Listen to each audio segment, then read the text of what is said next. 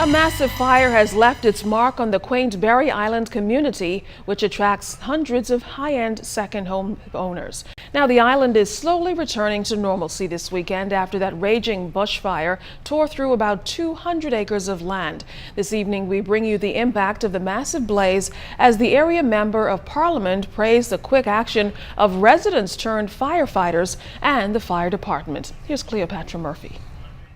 Pockets of smoke from several hotspots and the charred remains of an old truck were evidence left behind of a 3-day-long inferno that ravaged some 100 acres of land on Great Harbor Key in the Berry Islands. Police officers continued to douse the area to ensure there were no flare-ups as Member of Parliament for North Andros and the Berry Islands, the Honourable Dr. Perry Gomez, visited the site of the once raging bushfire Friday. The fire that started around noon Tuesday threatened several nearby homes before it was finally put out Thursday night. But the effort was not without its challenges, according to Police Assistant Superintendent Dennis Brown.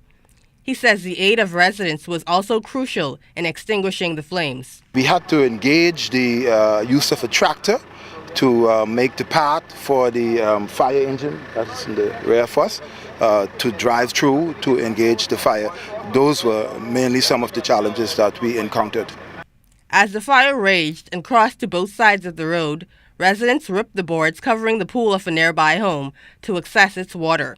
While no lives were lost or injuries occurred as a result of the blaze, Chief Counsellor Lawrence Roll appealed for firefighting equipment on the island. We had to take drastic measures, like knowing that there was a pool right here, and we know that water was close by because every time the fire truck runs off and come back, the fire escalates. So we were able to take water out of this pool here to help save this house and so many of the other homes. You know, we just had to improvise, just use what we had. All we have is a makeshift fire truck.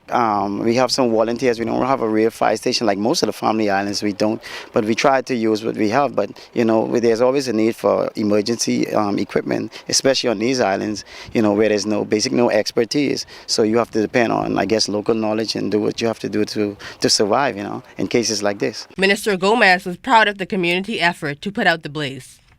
I think the experience here in the Great Harbor Key, the Berry Islands, since Tuesday night when the fire started, has been an exemplary example of the collaboration that communities throughout the Bahamas, when they come together in response to a tragedy.